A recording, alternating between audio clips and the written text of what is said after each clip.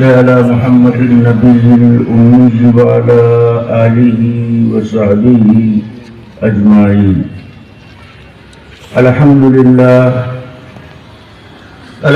لله رب العالمين، والصلاة والسلام على أشرف الأنبياء والمرسلين وعلى آله وأصحابه أجمعين. أما بعد،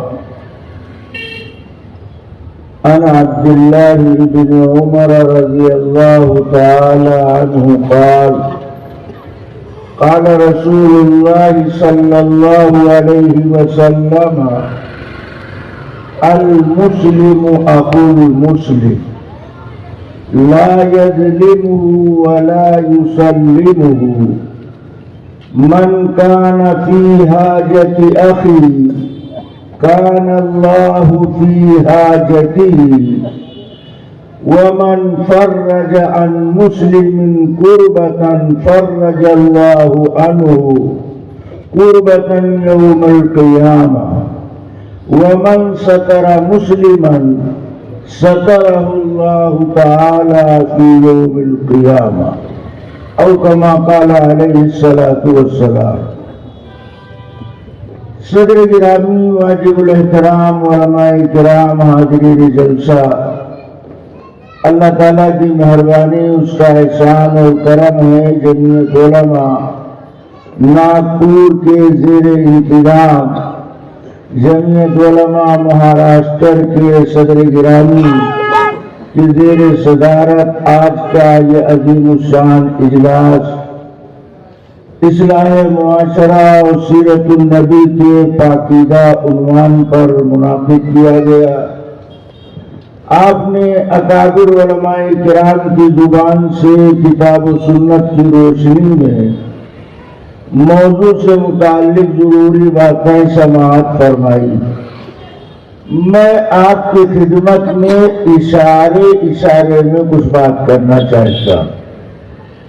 ظاہر سی بات ہے، اگر کوئی بات کھلا کلیئر طریقے پر کی جائے تو وہ بات آسانی سے سمجھ میں آتی، اور اگر کوئی بات اشارے میں کی جائے تو اشارے کی بات سمجھنے کے لیے زیادہ توجہ کی ضرورت ہوتی.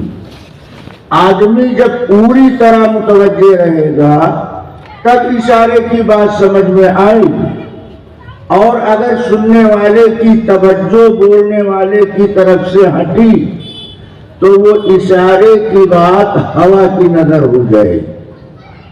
ایک مرتبہ دو مختلف الخیال آدمیوں نے آپس میں طے کیا کہ سوال بھی اشارے میں کیا جائے گا، جواب بھی اشارے میں آنا چاہیے. سوال کرنے والے نے اعلان کر دیا ہمارا 3 سوال اشارے میں. جواب دینے والے نے کہا ہم تینوں کا جواب اشارے میں دیں گے. اب ہم آپ کو سوال بھی اشارے کا سنائے دیتے ہیں اور جواب بھی اشارے کا سنا دیں گے، مگر ہمیں یقین ہے آپ میں سے آدھے سے زیادہ لوگ نہ سوال سمجھ پائیں گے نہ جواب سمجھ پائیں گے. سوال کرنے والے نے اشارے میں پہلا سوال کیا، ایک انگلی اٹھائی، لہرایا، یہ ہمارا سوال ہے. جواب دینے والے نے جواب میں 2 انگلی اٹھائی، لہرا دیا، کہا سوال کا جواب ہو گیا. سوال کرنے والے نے دوسرا سوال کیا، فضا میں 5 انگلیاں لہرائی، یہ میرا سوال ہے. جواب دینے والے نے ان 5 انگلیوں کو سمیٹ کر مٹھی باندھ کر اشارہ کیا، یہ جواب ہو گیا. سوال کرنے والے نے تیسرا سوال اشارے میں کیا، ہتھیلی پر پیاز رکھ کر کے اچھال دیا. تو جواب دینے والے نے، سوال کرنے والے نے ہتھیلی پر انڈا رکھ کر کے اچھالا، تو جواب دینے والے نے ہتھیلی پر پیاز رکھ کر کے اچھال دیا، سوال کا جواب ہو گیا. میں نے آپ کو تینوں اشارے کے سوالات بتائے اور تینوں کے اشارے کے مدلل جواب سے باخبر کر دیا۔ اب آپ کیا سمجھیں؟ میں تو سمجھتا ہوں آپ یہ بھی نہیں سمجھ پائے کہ ہم سمجھے ہیں کہ نہیں سمجھے، یہ بھی نہیں سمجھ پا رہے ہیں کہ ہم سوال جواب سمجھے ہیں کہ نہیں سمجھے۔ اب ہم اس کی ہندی کی چندی کریں گے تو سوال بھی سمجھ میں آئے گا، جواب بھی سمجھ میں آئے گا۔ سوال کرنے والے نے پہلا سوال کیا، ایک انگلی فضا میں لہرائی، کہا میرا سوال یہ ہے کہ ایک اللہ کو ماننا نجات کے واسطے کافی۔ تو جواب دینے والے نے دو انگلی فضا میں لہرائی، کہا صرف اللہ کا ماننا کافی نہیں ہے، اللہ کی بات بندے کو نبی کے بغیر مل نہیں سکتی ہے، اس لیے اللہ کے ساتھ ساتھ رسول اللہ صلی اللہ علیہ وسلم کو بھی ماننا ضروری۔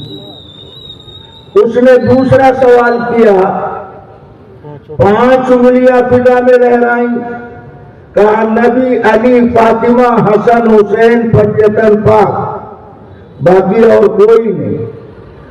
تو جواب دینے والوں نے 5 انگلیوں کو سمیٹ کر مٹھی بنا کر اشارے میں جواب دیا، یہ 5 الگ نہیں، ان سب کا سلسلہ اللہ کے نبی سے جا کر کے ملتا ہے، ان کو الگ گھرانہ نہ سمجھو، یہ سب نبی کے گھر والے۔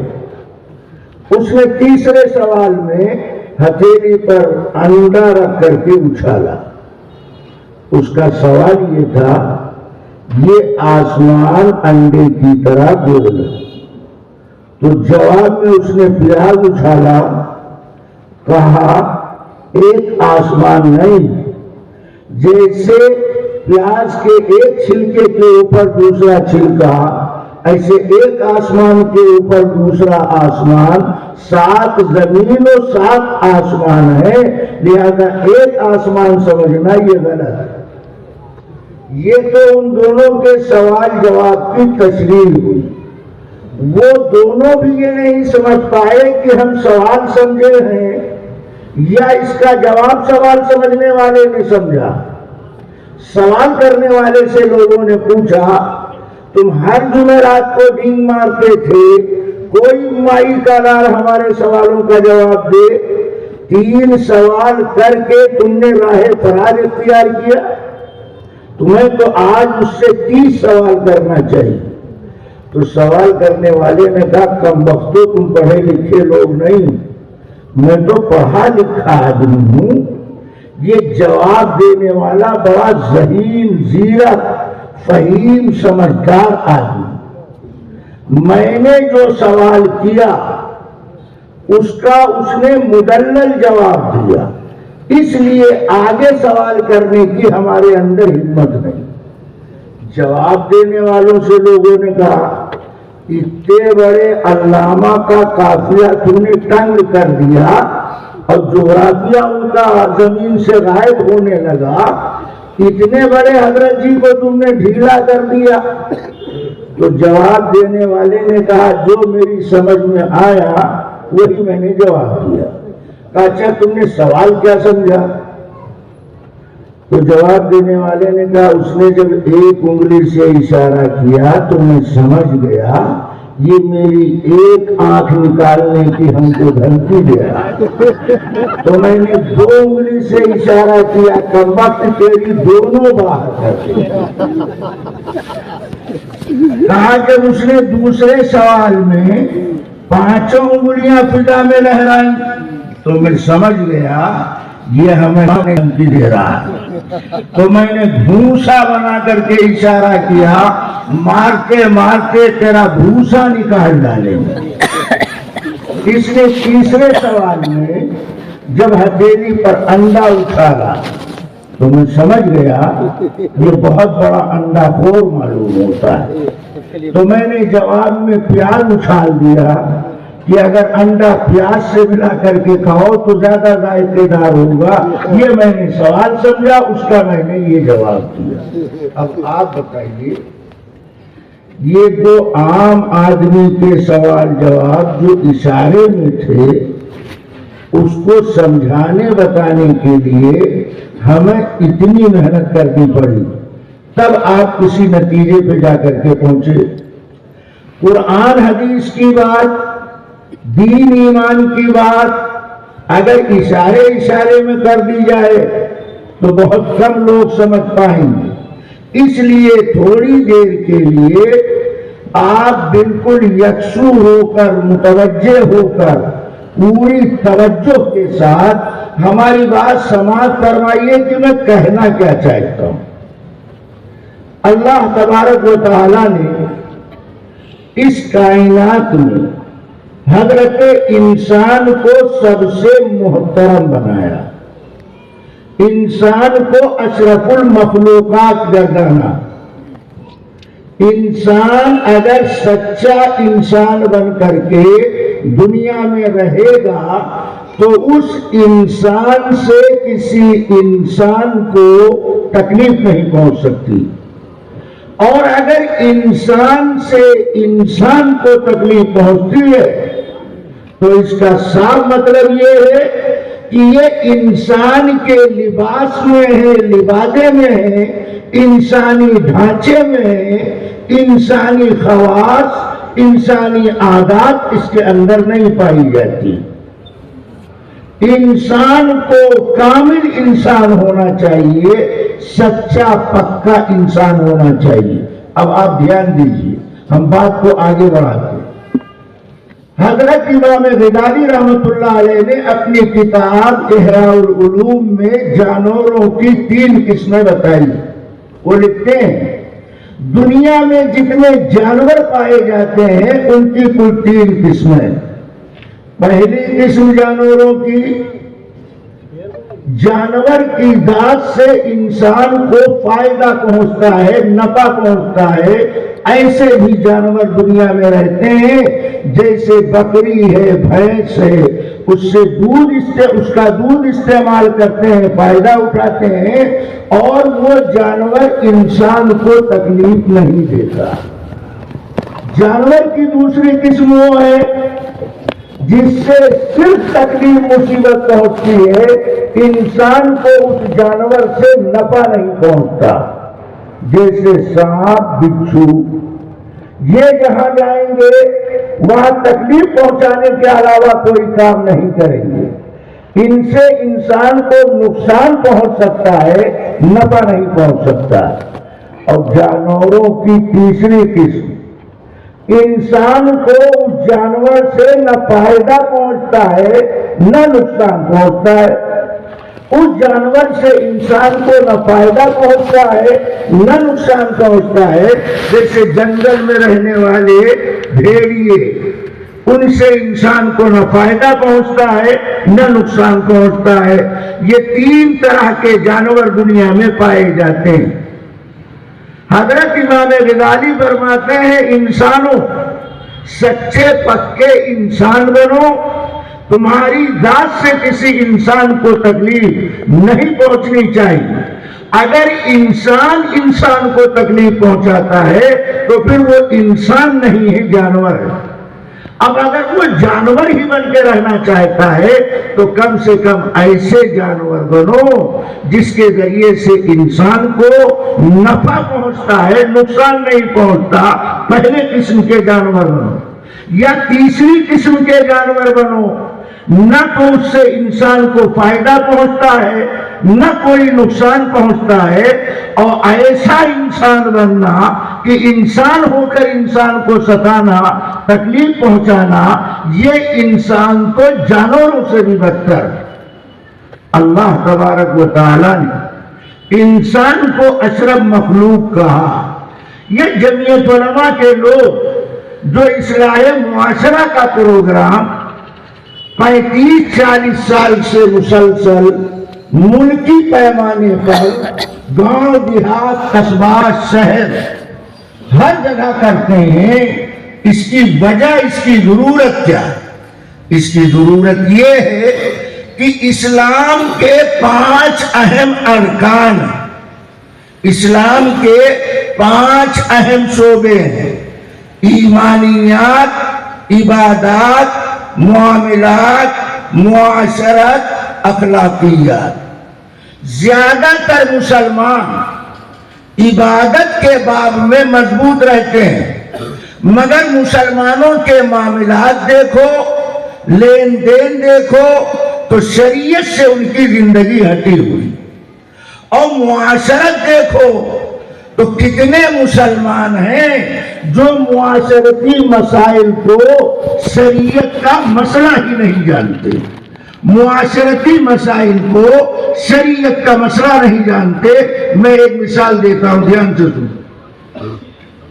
پورے قرآن میں 60-62 جگہ اللہ نے نماز پڑھنے کا حکم دیا ہے، مگر قرآن کی 6666 آیات میں سے کوئی مائی کلام 4 رکعت نماز پڑھنے کا طریقہ، 4 رکعت نماز پڑھنے کا عمل قرآن سامنے رکھ کر کے ثابت نہیں کر سکتا۔ حالانکہ نماز پڑھنے کا حکم قرآن میں 60-62 جگہ آیا، مگر پورے قرآن میں 4 رکعت نماز پڑھنے کا طریقہ نہیں بتایا گیا۔ نماز پڑھنے کا طریقہ کس نے بتایا؟ اللہ کے نبی علیہ السلام نے بتایا۔ حکم اللہ کا، طریقہ حضرت محمد الرسول اللہ صلی اللہ علیہ وسلم کا۔ یہ تو عبادات کی حیثیت۔ اب آئیے معاشرتی مسائل کو ہم قرآن کے آئینے میں دیکھتے ہیں تو پتہ یہ چلتا۔ معاشرتی ایک مسئلہ ہے استیزان۔ استیزان کہتے ہیں کسی غیر آدمی کے گھر میں مالک مکان کی اجازت کے بغیر اندر داخل مت ہو۔ جب بھی کسی کے دروازے پر جاؤ تو پہلے مالک مکان سے اجازت لو، اگر آپ اجازت دیں تو میں اندر داخل ہو جاؤں۔ اس کو قرآن کی زبان میں استیزان کہا جاتا ہے۔ اس ایک مسئلے کو قرآن نے تقریباً 2 رکوع کی آیات میں تفصیل بیان کیا۔ اس ایک معاشرتی مسئلے کے لیے قرآن میں اللہ نے 2 رکوع کی آیات نازل کی ہے، اور 4 رکعت نماز پڑھنے کے لیے اللہ نے قرآن میں 4 آیت نازل نہیں کیا۔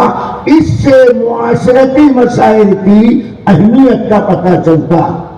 اسی لیے اہل علم، اہل تقوی، مجدد ملت، حکیم الامت مولانا اشرف علی تھانوی لکھتے ہیں کہ اگر کوئی ہمارا مرید اوراد و وظائف کی تعداد میں کمی کرتا ہے تو میں اس کو اچھا نہیں سمجھتا، لیکن اگر کوئی ہمارا مرید معاشرت کے کسی مسئلے میں گڑبڑی کرتا ہے تو ہم کو اس سے نفرت ہو جاتی۔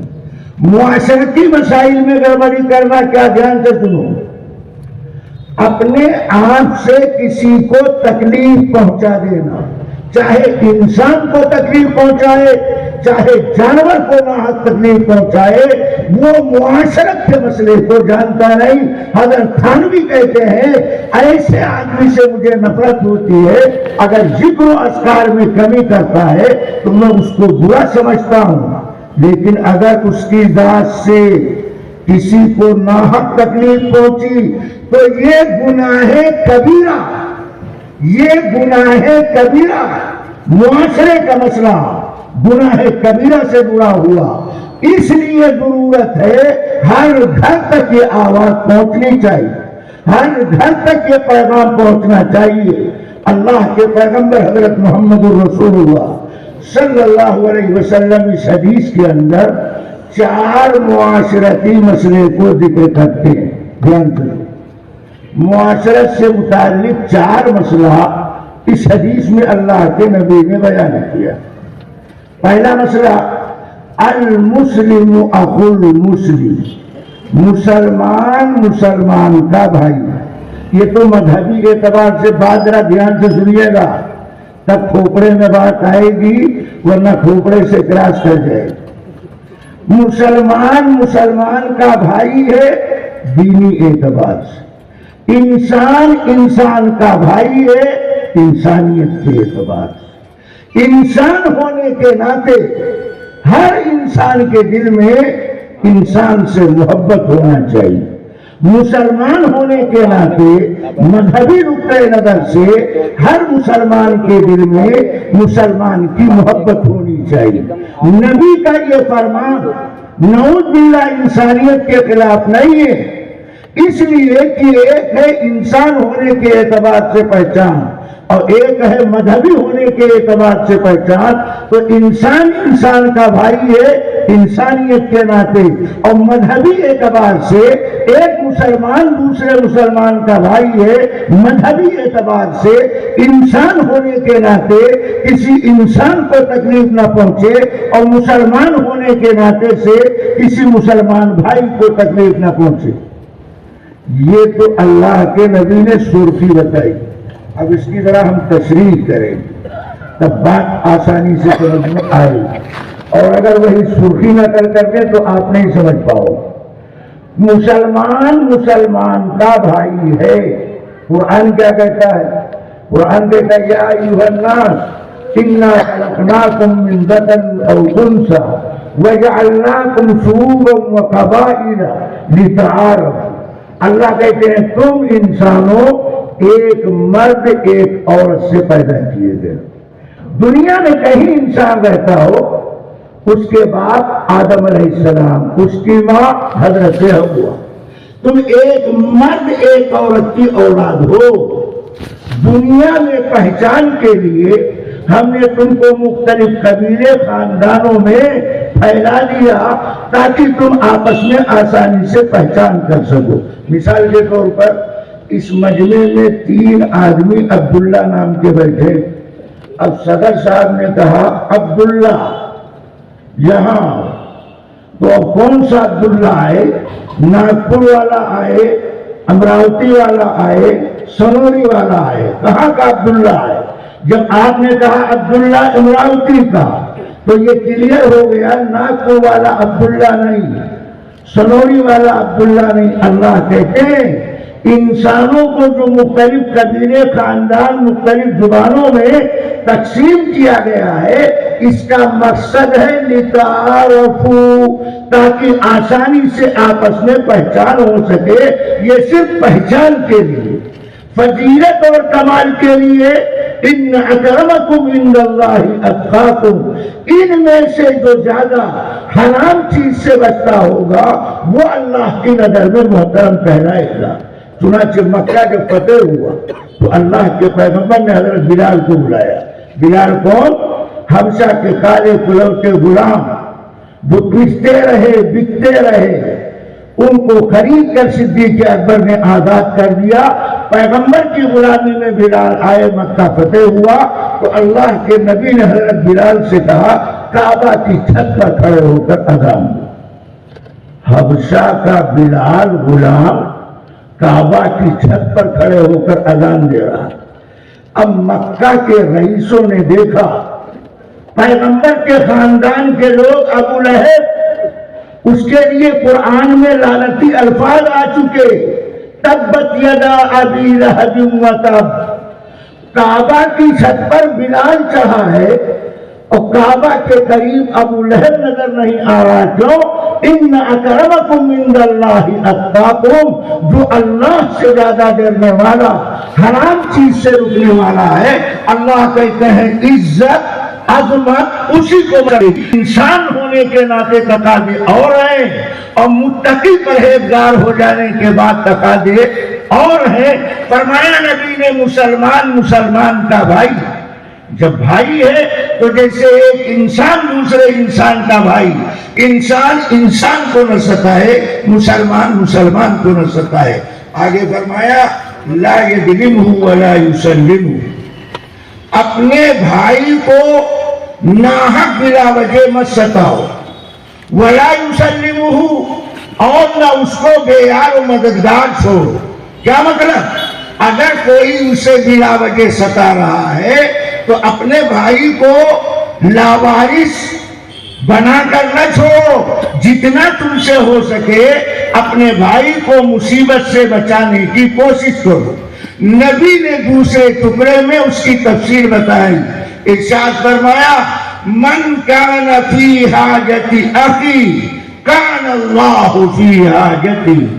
جو آدمی اپنے بھائی کی مدد میں لگے گا، مثلا کہیں سیلاب آ گیا، کہیں زلزلہ آ گیا، کہیں آگ لگ گئی، ساری دکانیں جل گئی، ساری آبادی پانی میں اتر گئی، کوئی وبائی مہلک بیماری آ گئی، سوکھا پڑ گیا، پانی دور دور تک آسانی سے میسر نہیں.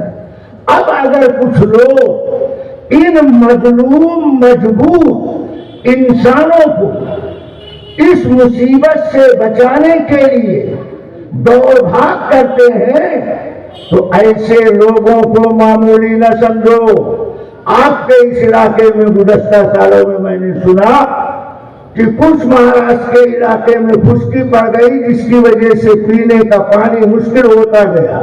جمعیت علماء نے کئی علاقے میں پانی کے ٹینکر خرید کر گاؤں قصبے دیہات تک پہنچایا اور بغیر کسی استثناء و تمیز کے ہندو مسلمان امیر غریب بچہ بچی ہر پیاسے کی پیاس بجھانے کا کام کیا.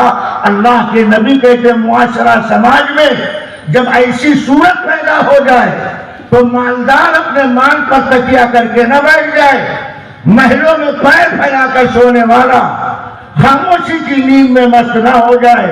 ان نہتے، ان بھوکے، ان پیاسے، پانی میں ڈوبے ہوئے، مکان ان کا ڈوبا، دکان ان کی ڈوبی، ان کے بارے میں فکر کرنا ایک مسلمان کی ذمہ داری.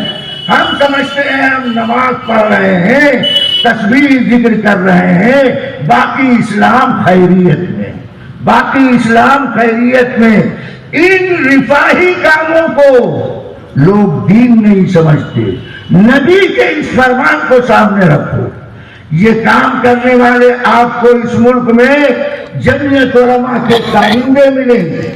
یہ ایسی آبادیوں میں جا کر پریشان حال لوگوں کو مصیبت سے نجات دلاتے. اگر آگ لگی ان کے آدھار کارڈ، ان کے راشن کارڈ، ان کے ووٹر کارڈ سب جل کر کے راکھ ہو گئے. یہ ایک ایک دن ایک ایک علاقے میں نہیں، ایک ایک علاقے میں ایک ایک ہفتہ رک کر وہ بے سہارا جو سرکاری دفاتر میں اپنا کام کرا نہیں سکتے، رجسٹر میں اپنے نام کا اندراج کرا نہیں سکتے، ایسے مجبور لوگوں کی مدد کے لیے یہ میدان عمل میں اترتے ہیں. اللہ کے نبی ایسے کام کرنے والوں کے بارے میں کیا کہتے ہیں؟ من کان فی حاجت اخی کان اللہ فی حاجتی. جو آدمی اپنے بھائی کی مدد میں لگے گا تو اللہ اس کی مدد میں لگے گا. کیا مطلب؟ جب تک تم ان مصیبت زدہ بھائیوں کی مدد میں لگے رہو گے تو اللہ کے نبی کہتے اللہ تمہاری مدد میں لگا رہے گا. اب تم کو کوئی مصیبت پریشانی آنے والی نہیں. کیوں؟ تم مجبور لوگوں کو مصیبت سے نجات دینے کے لیے، دلانے کے لیے رات دن ایک کیے ہوئے ہو. ایسے رفاہی کام جس سے انسانیت کو بل ملتا ہو، ایسے کام میں بڑھ چڑھ کر کے حصہ لینا چاہیے. جن کو اللہ نے پیسہ دیا انہیں پیسہ خرچ کرنا چاہیے. جن کو اللہ نے گاڑی سواری دی انہیں اپنی سواری کو لگا دینا چاہیے. جن کے پاس وقت ٹائم ہے وہ اپنا وقت ایسے مقامات پہ جا کے خرچ کریں جہاں لوگ مصیبت سے دو چار پریشان ہیں. جب تک آپ اس کام میں لگے رہو گے اللہ کے نبی کہتے ہیں کان اللہ فی حاجتی، اللہ تمہاری مدد میں لگا رہے، اللہ تمہاری مدد میں لگا رہے. اور اللہ جس کی مدد میں لگ جائے اس کا کوئی کچھ نہیں بگاڑ سکتا. جس کی مدد اللہ کرنے لگے اس سے کوئی آنچ نہیں آ سکتی ہے. یہ مسلمان کی زندگی. مسلمان اس طرح ہونا چاہیے. ایسے مسلمان سے کچھ نہیں ہونے والا. مسجد میں پہنچے تو پلاسٹک کی ٹوپی جمعہ کو اٹھایا کھوپڑے پہ لگایا، ادھر امام نے سلام پھیرا، ٹوپی زور سے برآمدے میں پھینکا، جا کر کے جھاگے میں وہ ٹوپی گری، اور برآمدے میں کھڑے کھڑے اس نے اپنی لنگی پاجامہ اپنی پینٹ کو حرام اداؤں میں مسجد میں کھڑے ہو کر کے ایسی شیطانی حرکت کرتا ہے، ایسے مسلمان سے کیا ہونے والا؟ نہ ان کی دعا میں اثر، نہ ان کی بد دعا میں اثر، جو اللہ کے حکموں پہ چلتے ہوں، نبی کے طریقے پہ ڈرتے ہوں، ان کی دعا میں بھی اثر اور ان کی بد دعا میں بھی اثر۔ اللہ کے نبی کہتے ہیں جو اپنے بھائی کی مدد میں لگا رہے گا اللہ اس کی مدد میں لگا رہے گا۔ اب ایک واقعہ، اللہ کے پیغمبر علیہ السلام کے زمانے میں ایک واقعہ یہ ہوا کہ ایک آدمی کپڑے کا تاجر تھا، وہ کپڑا بیچتا تھا، زیادہ بڑا دیندار آدمی نہیں تھا، البتہ ایک کوالٹی اس کی تجارت میں پائی جاتی تھی، اس کی تجارت میں ایک کوالٹی پائی جاتی تھی، وہ یہ جب وہ اپنے نوکر چاکر کو کپڑا بیچنے کے لیے محلے میں گاؤں دیہات میں بھیجتا تو اپنے کسٹمر سے یہ کہہ دیتا، بیچنے والے نوکروں سے یہ کہتا جاؤ بیچنے کے لیے کپڑا، لیکن اگر کوئی غریب آدمی کپڑا خریدے تو ذرا رعایت کر کے کپڑا دے دینا، زیادہ نفع نہ لینا۔ اگر کوئی آدمی ادھار کپڑا مانگے تو ادھار بھی دے دینا، مگر ٹائم متعین کر لینا، متعین ٹائم میں ادھار رقم وصول کرنے جانا، لیکن زیادہ سختی نہ برتنا۔ اگر وہ کوئی اپنی مجبوری بتانے لگے کہ پیسہ دینے کا ارادہ تھا، بچہ بیمار ہو گیا، اچانک علاج میں زیادہ پیسہ خرچہ ہو گیا، اس لیے ادھار کپڑے کی رقم ہم واپس نہیں کر سکتے ہیں، تو یہ اپنے لوگوں کو پابند کر رکھا تھا کہ اگر ادھار وصول کرنے میں ادھار لینے والا کچھ مہلت مانگے تو رحم کھا کر ترس کھا کر مہلت دے دے گا۔ جب تیسری مرتبہ جاؤ پھر بھی اس کی پوزیشن اچھی نہیں، رقم ادا کرنے کی پوزیشن میں نہیں نظر آ رہا، تو پھر خاموشی سے معاف کر دینا، جھگڑا نہ کرنا، اس کے مکان پہ نوٹس نہ لگانا، معاف کر دینا، ہم کو آ کر بتا دینا۔ اس طرح اس کی تجارت چل رہی۔ وہ مالک، وہ کپڑے کا تاجر وہ مر گیا، اللہ کے سامنے کھڑا کیا گیا، تو فرشتوں سے اللہ جاننے کے باوجود کہتے ہیں دیکھو اس کے اعمال نامے میں کچھ نیکیاں ہوتیاں ہیں، کچھ کیا ہوا، حالانکہ اللہ کو سب معلوم ہے، مگر اللہ جاننے کے باوجود ذرا اس کا اعمال نامہ چیک کرو۔ تو فرشتوں نے کہا اس کے اعمال نامے میں کچھ نہیں، یہ تو کپڑے کا بہت بڑا تاجر تھا۔ ایک فرشتے نے کہا ہاں اعمال نامے میں کچھ اور لکھی ہوئی چیزیں نظر آ رہی۔ اللہ کہیں گے ذرا پڑھو کیا لکھا ہوا؟ فرشتے کہیں گے اللہ اس میں لکھا ہوا یہ مجبور لوگوں کی چھٹے سے مدد کرتا ہے، پریشان حال لوگوں کو پریشان نہیں کرتا تھا، ان کے لیے ڈھال بن جایا کرتا تھا۔ اگر وہ اپنی غربت مجبوری کا تذکرہ کرتے تو یہ ان کے واسطے سہارا بن جاتا تھا، سماج میں ان کو ننگا بھوکا نہیں کرتا تھا، انہیں شرمندہ نہیں کیا کرتا تھا۔ یہ خاص عادت اس کے اندر پائی جاتی۔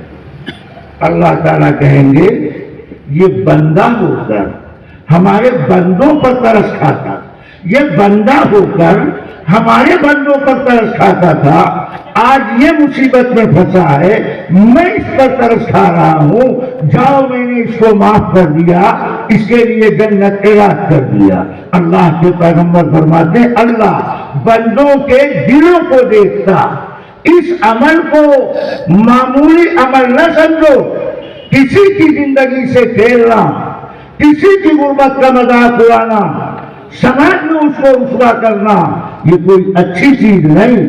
غریبوں کی غربت پر ترس کھاؤ، بیواؤں کی پریشانی کا دل کی گہرائی سے احساس کرو، دنیا میں انسانیت زندہ ہو۔ آج یہی حصہ دنیا سے ختم ہوتا جا رہا۔ بخاری شریف میں واقعہ لکھا کہ زانیہ طائفہ عورت نے پیاسے کتے کو دیکھا، کیچڑ چاٹ کر اپنی پیاس بجھا رہا تھا، اس نے اپنا چمڑے کا مودا اتارا اور کنویں سے چمڑے کے مودے میں پانی بھر کر اس پیاسے کتے کو پانی پلایا، وہ زانیہ عورت مر گئی۔ اللہ کے سامنے واقعہ پیش ہوا تو اللہ تعالیٰ نے کہا تم نے ہماری مخلوق پر ترس کھایا۔ سنو غور سے، یہاں انسان پر ترس کی بات نہیں، مسلمان پر رحم کھانے کی بات نہیں۔ سوچو اسلام کہہ کیا رہا ہے؟ تم نے اللہ کی مخلوق پر رحم کیا، اس کے سوکھے جگر کو پانی پلا کر تر کیا۔ اللہ کہتے ہیں اس نے ہماری پیاسی مخلوق کو پانی سے آسودہ کیا، آج ہم اس کو جہنم کی آگ سے، اس کے شرارے سے محفوظ کیے دیتے ہیں، اس کے اس عمل پر ہم اس کی مغفرت کرتے ہیں، اس کی ہم بخشش کیے دیتے ہیں۔ کیوں؟ یہ ہماری مخلوق پر ترس کھانے والا۔ ایک بہت بڑے محدث گزرے، وہ لکڑی کے قلم سے حدیث کی کتاب لکھ رہے تھے۔ اس زمانے میں دوات میں روشنائی لکڑی کے قلم سے لکھائی ہوتی تھی، ہم نے خود تختی پہ لکھ کر کے لکھنا مشق کیا، کاپی پہ تو بہت بعد میں لکھنا شروع کیا، تو وہ لکڑی کے قلم سے روشنائی کی دوات میں ڈبو کر کے حدیث لکھا کرتے تھے۔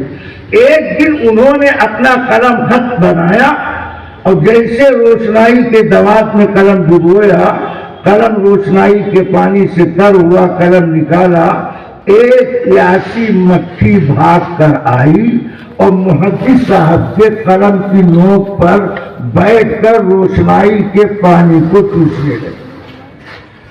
ان حضرت نے پیاسی مکھی کو قلم کی نوک پر بیٹھ کر روشنائی کی پانی کو چوستے ہوئے دیکھا تو سمجھ گئے یہ مکھی بہت پیاسی، بالکل حرکت نہیں کیا۔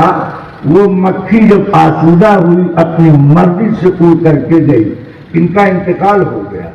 کچھ دن گزرنے کے بعد کسی نے خواب دیکھا، ان محدث صاحب سے ملاقات ہوئی، پوچھا حضرت کیسی گزری؟ کہنے لگے بھائی اللہ نے بڑا فضل فرمایا۔ کہا کیا معاملہ؟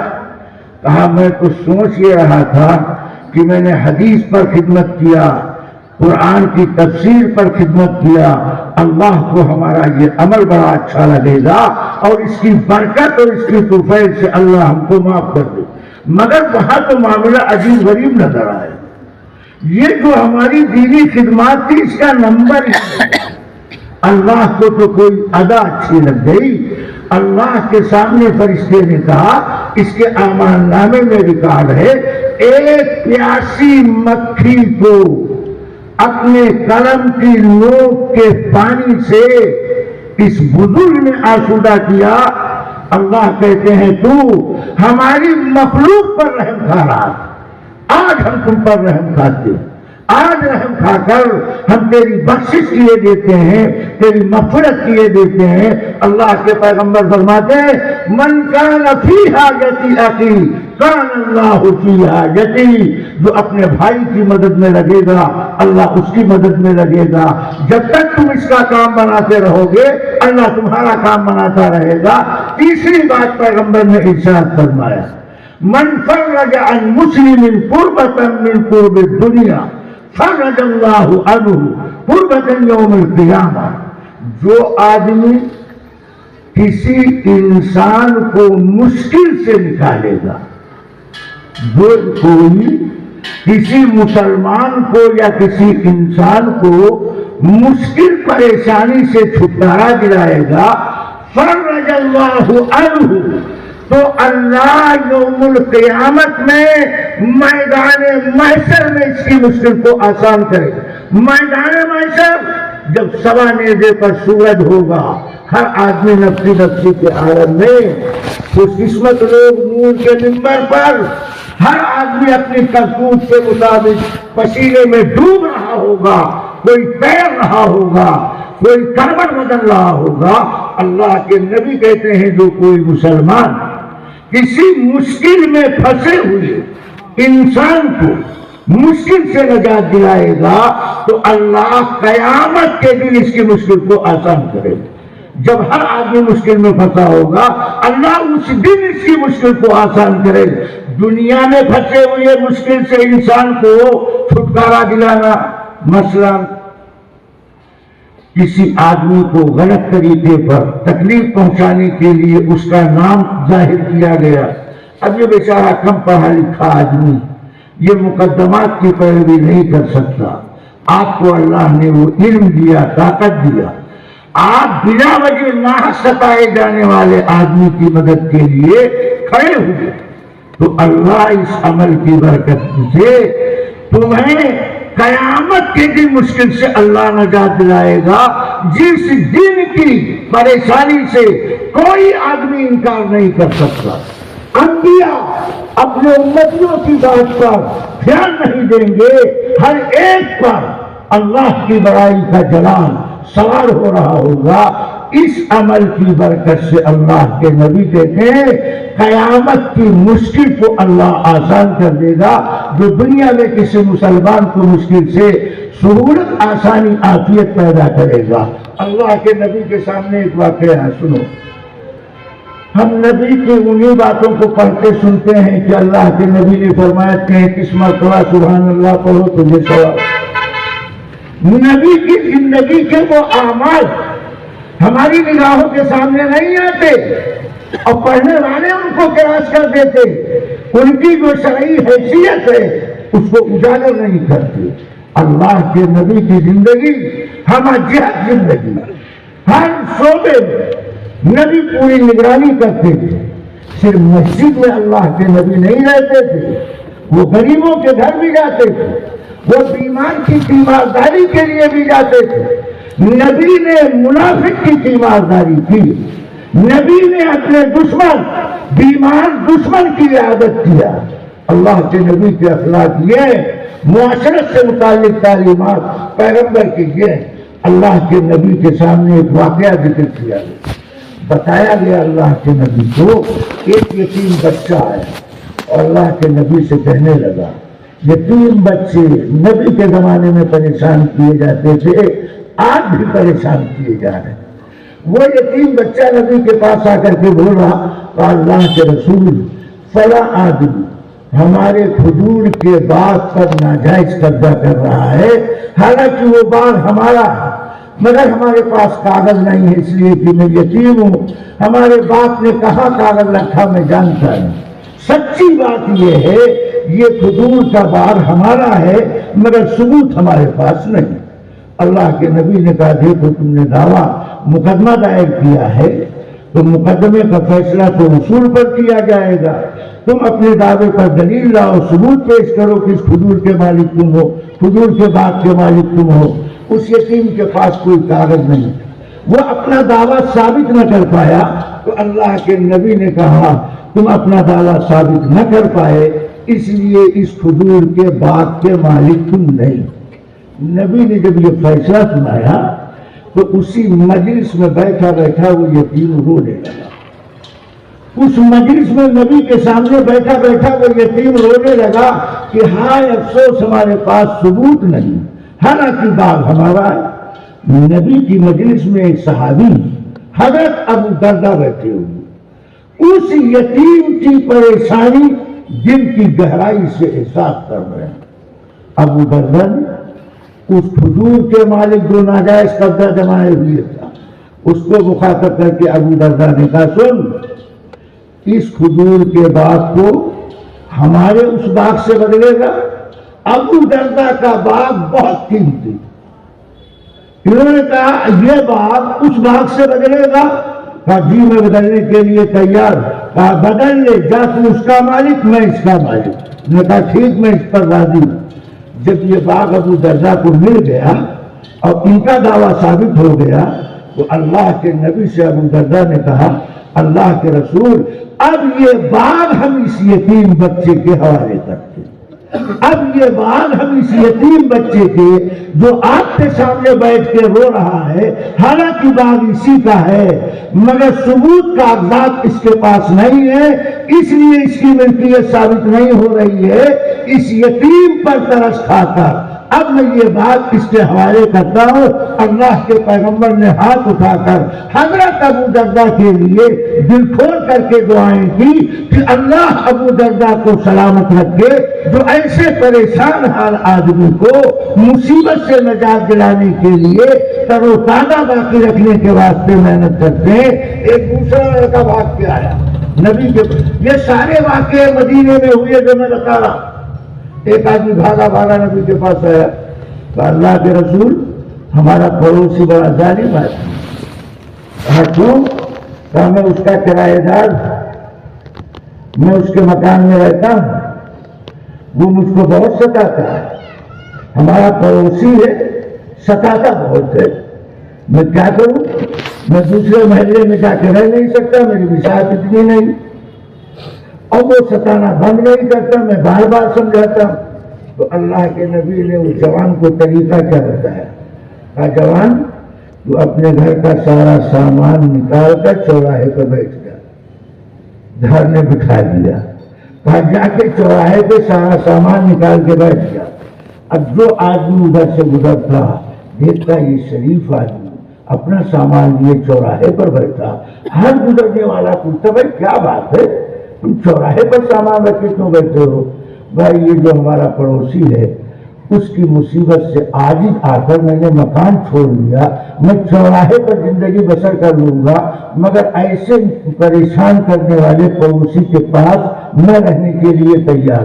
اب جو یہ سنتا وہ کہتا کتنا بے غیرت پڑوسی ہے، کتنا ظالم پڑوسی ہے، کیسا بے حس پڑوسی ہے۔ 4-6 لوگ گزرے پڑوسی پہ تبصرہ کرنے لگے کہ ایسے شریف آدمی کو ستاتا ہے، پڑوسی تک یہ خبر پہنچ گئی، وہ بھاگا بھاگا آیا، کہا محترم سامان لے کے اپنے گھر میں چلو، اگر شام تک تم یہاں بیٹھے رہے تو پورے علاقے میں ہم بدنام ہو جائیں گے، ہم آپ سے معافی مانگتے ہیں، آپ سے ہم وعدہ کرتے ہیں اب زندگی میں ہم آپ کو پریشان نہیں کریں گے، اب تک جو ہم نے آپ کو پریشان کیا اللہ کے واسطے اسے معاف کر دیجئے۔ حضرت محمد رسول اللہ صلی اللہ علیہ وسلم کی ترتیب عمل اس قدر نتیجہ خیز ثابت ہوئی، اللہ کے نبی کہتے ہیں من فرج عن مسلم کربۃ، جو کسی مسلمان سے کوئی مشکل پریشانی کو دور کرے گا تو اللہ میدان قیامت میں اس کی مشکل کو دور کرے گا۔ آخری چوتھی بات، حضرت عبداللہ ابن عمر کہتے ہیں اللہ کے نبی نے فرمایا ومن ستر مسلما سترہ اللہ یوم القیامہ، اس دنیا میں جو کسی مسلمان پردہ پوشی کرے گا، کمی کو چھپائے گا تو اللہ میدان قیامت میں اس کی پردہ پوشی کرے گا۔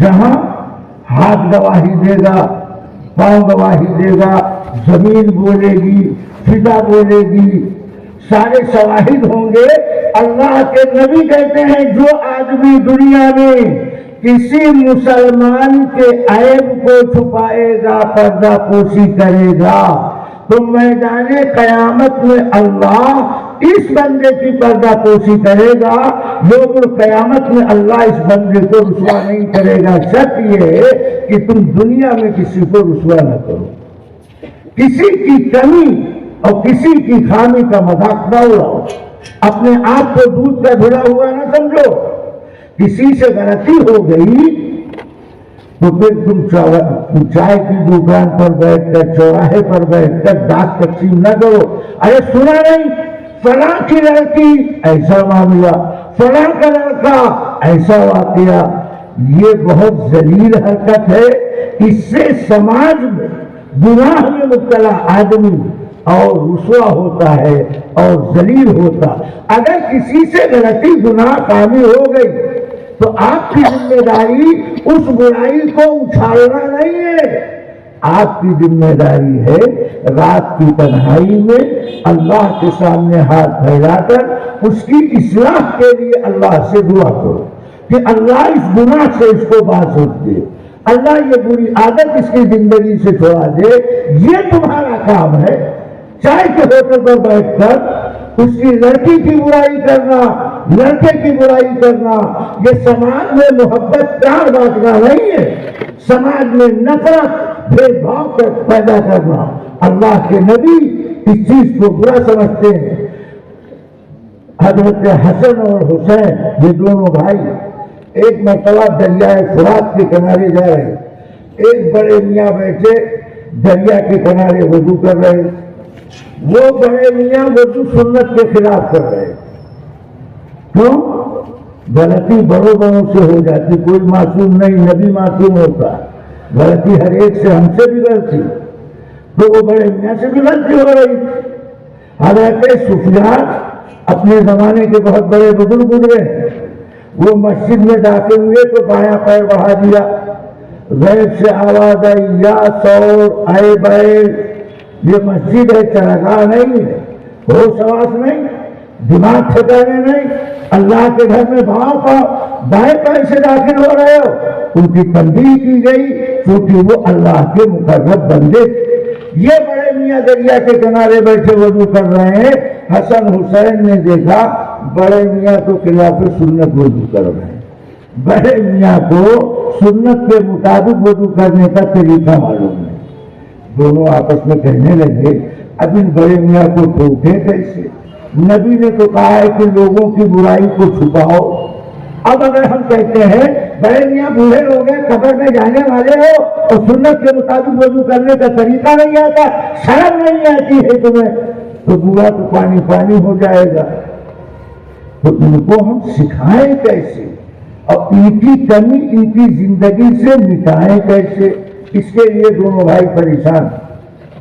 ہم جیسے لوگ ہوتے تو وہیں پھوٹا گاڑ کے بیٹھ جاتے، اچھا موقع ملا بڑے میاں کے ہاتھ صاف کرنے، مگر یہ دونوں بھائی پریشان ہیں کہ کیسے یہ غلط طریقہ ان کی زندگی سے نکلے اور یہ سماج میں ذلیل بھی نہ ہونے پائے۔ تو دونوں بھائی نے کہا ٹوکنا تو مناسب نہیں، عمر میں بہت بڑے آدمی، بڑے کا احترام کرنا چاہیے، لہذا ان کی اصلاح کا طریقہ یہ ہے کہ ہم دونوں دیکھیے بات بگڑے ان کے سامنے وضو کریں اور ان سے کہیں کہ بڑے میاں آپ بڑی عمر والے ہیں، تجربے والے ہیں، ذرا ہم وضو کر رہے ہیں، آپ ہمارا وضو چیک کر کے بتاؤ کہ وضو ہم سنت کے مطابق کر رہے ہیں یا خلاف سنت۔ تو ایک نے وضو کیا، بڑے میاں نے دیکھتے دیکھتے جہاں بڑے میاں غلطی کر رہے تھے وہاں پہنچے، کہنے کہ بیٹا رک جاؤ، تمہارے وضو کرنے کا طریقہ صحیح ہے، ہمارا ہی طریقہ گڑبڑ، غلطی ہم کر رہے تھے، تم غلطی نہیں کر رہے ہو۔ انہوں نے حسن تدبیر کے ساتھ اس بڑے میاں کو سماج میں ننگا نہیں کیا، رسوا نہیں کیا، ایک غلط عادت تھی اس کی اصلاح بھی ہو گئی اور ساتھ ساتھ میں اس کی برائی بھی چھپ گئی۔ اگر کبھی کسی سے غلطی گناہ ہو جائے تو اس کا پرچار نہیں کرنا چاہیے، برائی کو چھپانا چاہیے تاکہ یوم القیامت میں اللہ تعالیٰ آپ کی پردہ پوشی فرمائے۔ مگر اس مسئلے کی تھوڑی وضاحت میں کر کے بات ختم کرتا۔ اب آپ نے ہماری بات سن لیا اور آپ نے الگ سے ایک طریقہ تیار کر لیا کہ مولانا نے کہا جب کوئی برائی سنو تو اسے چھپاؤ، بتاؤ، تو پھر لوگوں کو کیسے پتا چلے گا؟ اب آپ جا رہے تھے، پتا چلا دو نوجوان لڑکے آپس میں بات کر رہے ہیں، یہ نئی موٹر سائیکل جو گلی میں کھڑی ہے آج 11 بجے رات میں اس کو پار کرنا۔ اب یہ آپ نے سنا، اس برائی کو چھپائیں یا بتائیں؟ تو مسئلہ سمجھ، اگر اس برائی کے ذکر نہ کرنے کی وجہ سے دوسرے کو نقصان پہنچ سکتا تو ایسی جگہ بتا دیں، اور اگر نقصان پہنچنے کا خطرہ نہ ہو، صرف اس کا ذلیل ہونا مقدر ہو تو ایسی جگہ چھپا لیا کرو۔ حضرت محمد رسول اللہ صلی اللہ علیہ وسلم نے ہمیں یہ تعلیم دیا۔ میں نے نبی کا وہ ارشاد آپ کی خدمت میں نقل کیا۔ خلاصہ ساری گفتگو کا یہ ہے کہ جس طرح ہم ایمانیات میں مضبوط ہو، عبادات میں مضبوط ہو، معاملات میں مضبوط ہو،